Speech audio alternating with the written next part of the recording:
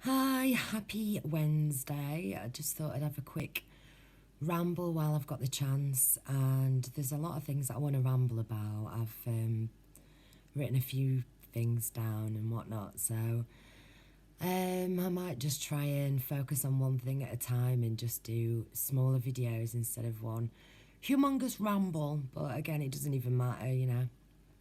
Um, so, the first thing I want to talk about is recent triggers and what they've brought up for me.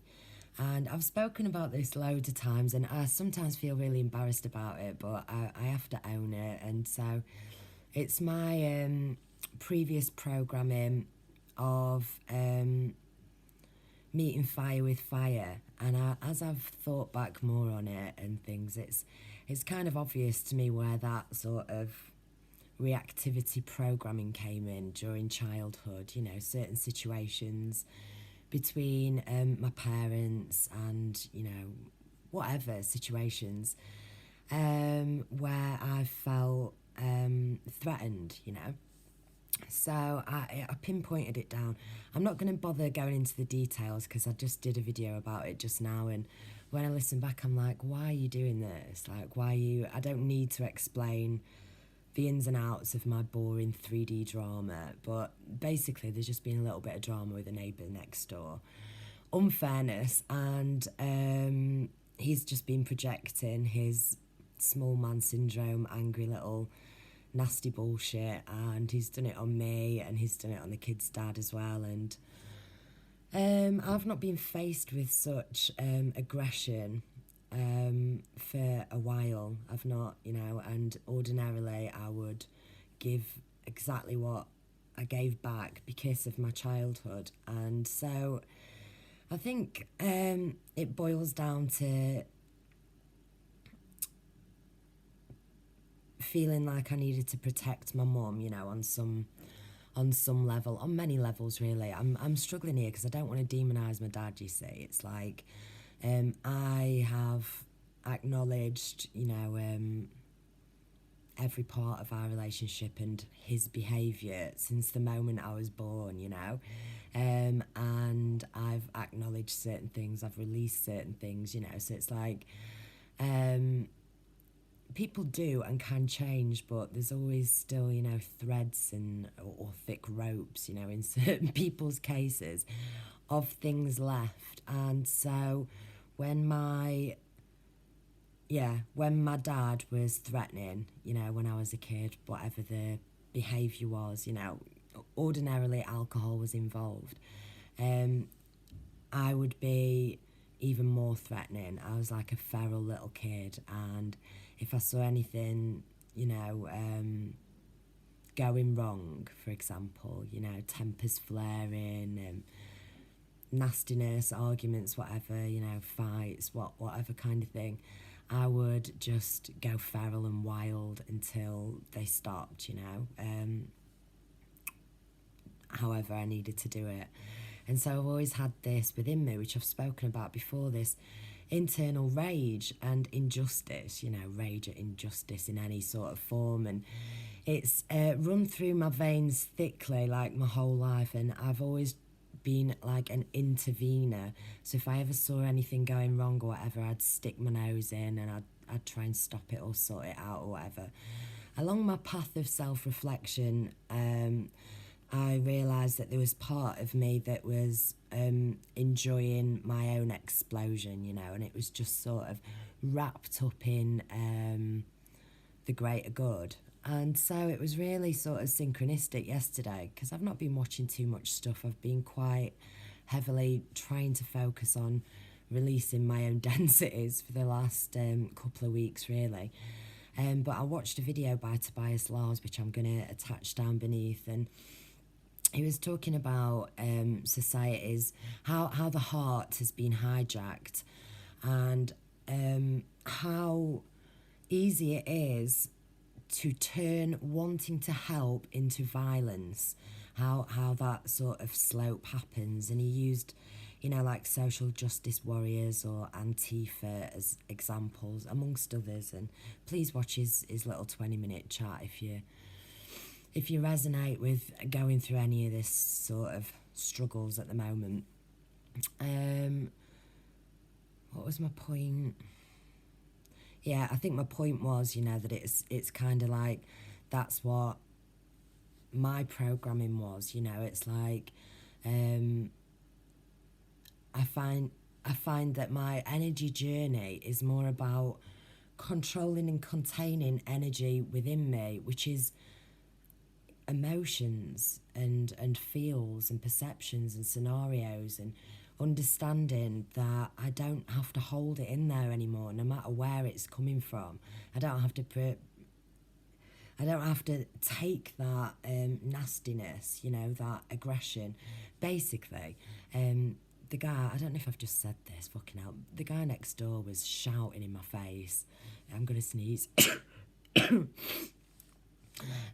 He was shouting in my face about something so fucking petty and something that turned out not even to be true, and threatening and things like that. And it was completely out of the blue, and I'm gonna say kind of out of character for him, but it's not, because I can smell his aura and his unsaid shit anyway.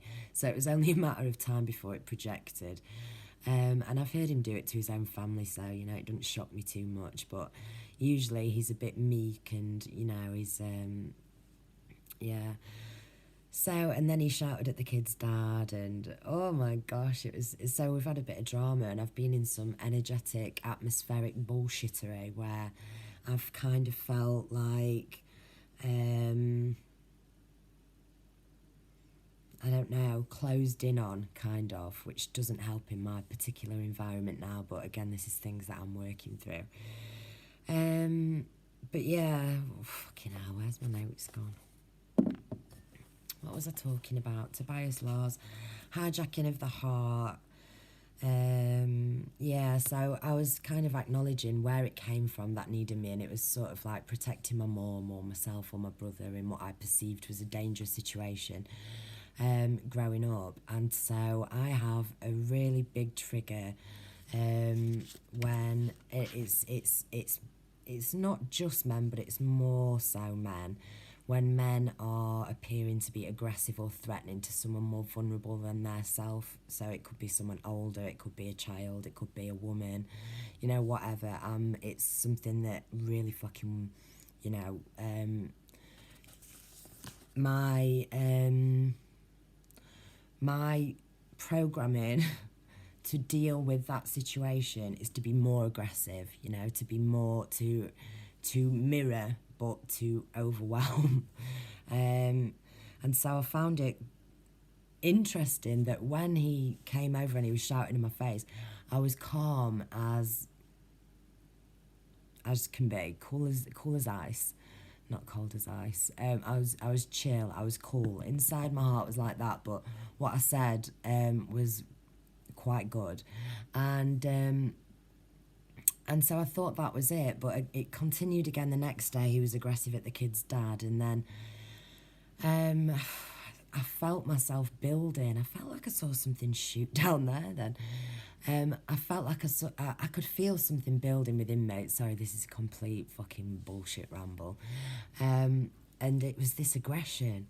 And I find myself sort of, feeling more like wanting to catch the eye, so I can portray a bit of sort of warrior, back, rather than just sort of ignoring it and breathing through it. I'd chosen to allow those projected emotions and feelings of another to sit within my energy centre, and for me to attach it to thoughts of judgment about me or blah, blah, blah, blah, And so it's been really interesting, sort of manoeuvring this reactivity within me, and I feel it's kind of all like reactivity based, positive, negative charges, and thought forms having certain vibrations, and energy fields having vibrations and codes and information, and energy transferences within them. So I'm sort of,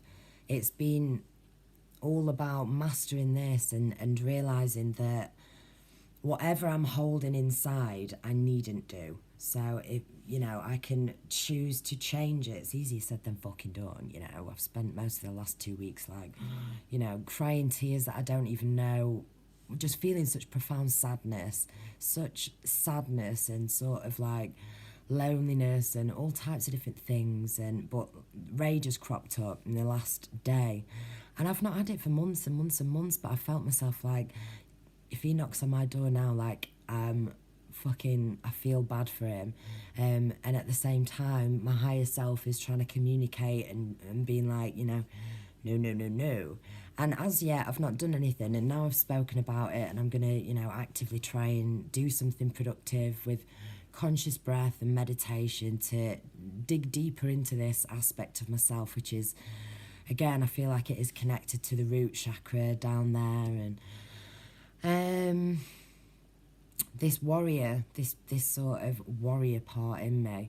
So it's really interesting, you know, just sort of acknowledging these energy centers, these deficits in my ability to hold on to positive emotions and feels and perceptions, and to not allow the perceptions or the darker things of others to seep within my own center.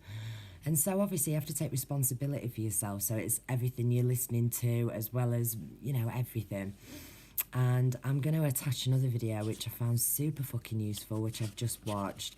And I've watched on and off this lady. I think she's called Jessica Delmar. And she's talking about the soul, body-soul alignment, and how many people's bodies are still sort of trying to catch up with the soul in order to merge. I just resonated with the whole message. There was some really good advice in it. So I'm going to attach that down below as well. But basically, yeah, the fucking energy work. Tobias Laws, in that video that I'm going to put down below, was talking about how he had always sort of wanted to give people the energy and the wisdom that he was finding within himself amongst his journey. But he found that he was sort of giving it away. He was producing too much, giving it to everybody else, so they ended up vampiring off him and sucking and taking. And, you know, he said it's like the moths are attracted to the flame, and they come to feed, but they don't start their own fire, you know. And what did I write? Oh, bollocks. Yeah, I was kind of feeling like people project their subconscious energy, their unconscious energy, their darkness, their shadows or whatever on anyone and everything. And it's because they can't transmute their energy or that of anybody else's. And I feel like it's because you need to own it. And then I was thinking, own and knowing, owning, you know, how closely related they are in spelling, sound, everything. And so I was musing over the word owning. But I mean, it's like, to own and acknowledge and embody it is what you need to do in order to transmute or release it. You know, it's about deciphering what's yours and addressing your own shit. And whoa, it's just, I don't know, it's a bit of a sort of funny time, you know. I've heard about a lot of people around me or connected to family members or whatever. There seems to be a lot of sort of illness and disease and confusion and panic and degeneration instead of regeneration. And it's really difficult sometimes, because I feel like it's such a real thing that's happening to me personally, whether it is just a Kundalini awakening or if it's, you know, something that I'm going to be like, I don't know, you know, I just feel like it's a lifelong journey, but it is about leveling up and energy awareness and ownership. And so, yeah, it's just, I don't want to be, I find myself sometimes like almost triggered or sort of like compelled to explode back into sort of previous densities and loops and behaviours, you know, but I have the awareness not to. So it's like this body-soul misalignment for me at the moment, and that's been brought up loads in my last few weeks, you know, in quite visceral ways, in things to do with my self-consciousness or my self-care and health and things like that. So yeah, it's super interesting. I've had a really profound couple of weeks. Every day, you know, I find I'm acknowledging and sifting through some of the fucking BS, and you know, sometimes I do think, when will it fucking end? But yeah, at the same time, I'm aware that for me personally, you know, I just need to be honest. I need to get my shit out on these videos. It's like a kind of confessional / journal, and I find that I work my way through things, and I find my own advice during these sort of little conversations with myself. So anyway, there's a shit ton of things on my mind, so I might do a load of videos and, you know, just be self-indulgent, you know, in my own expression for a while, and or I might not. I've just felt fully immersed within the inward journey and healing, and you know, I've not been able to do videos for a while, so you know, I've got a lot of shit in there. So anyway, happy Wednesday. I hope you have a lovely bloody day, and yeah, no matter how bad you feel at the current moment, certain things really do work, like conscious breathing. That's something that I'm constantly like having to tell myself about. And I used to have an Apple Watch, and actually what it turned into was memorabilia of my martyrdom, because I could show people how little sleep I'd had, or how stressed out I was by my heart rate, or you know, things like that. So it was hilarious. Also, it interacted really badly with me and left a big red rash around my wrist, and it was it unnerved me. I did not like it. So anyway, that was a year ago. What the fuck am I on about here? Conscious breathing, that was it. I don't do it enough, and I hold my breath all the time, and I'm like,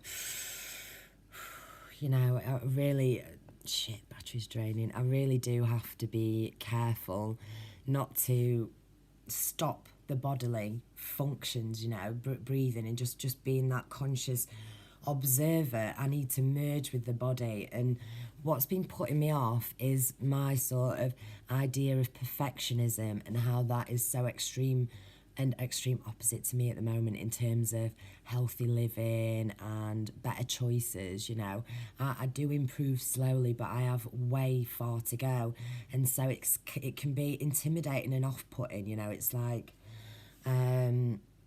to not feel like you have to be completely raw vegan, drinking, you know, certain water and doing certain practices and whatever.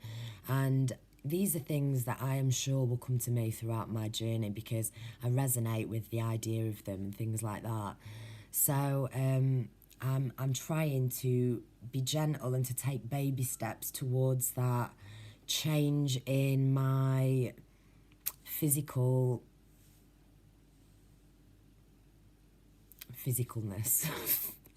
Because, you know, I've mentioned before that I kind of disassociated with the body, along with, you know, a veil of materialism at a certain point last year, and I completely let myself, you know, go, and I was barely eating. I was super fucking skinny. I looked worrying, actually, now looking back at me this time last year. I'm like, oh.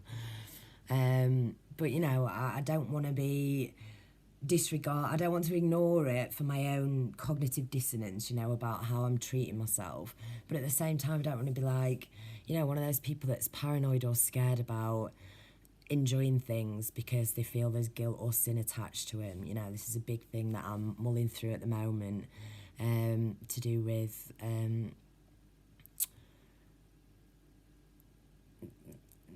I guess the hijacking of the heart again, or the fear condition, the human condition of fear, and how that's tipped overboard, and what that manifests in, particularly sort of religion. But anyway, I'm gonna have to think about that, because I don't want to offend anyone with my flippantness. People are getting triggered, and including me. So, whoosh, yeah. Bloody hell. Music does help, singing, and saying things like fuck it seems to help me, you know, fuck it. There's this woman that I watch, she talks a lot of shit as well, but I don't mean bad shit, you know, just talks and talks and talks. Typical woman trait, says me in 20-minute chat here, but she says bullshit a lot, you know, just call out the bullshit. And when she says it, I'm just like, yes, I'm free. You know, bullshit, fuck it. Mine's fuck it, so fuck it. Fuck it. And you can literally change your energy field and your perceptions, and so things will flow better, you know, instead of entangling and folding more. I'm going to attach those 2 videos, because I've been speaking shit now for too long. And yeah, have a good day. Look after yourself, and yeah, I don't know.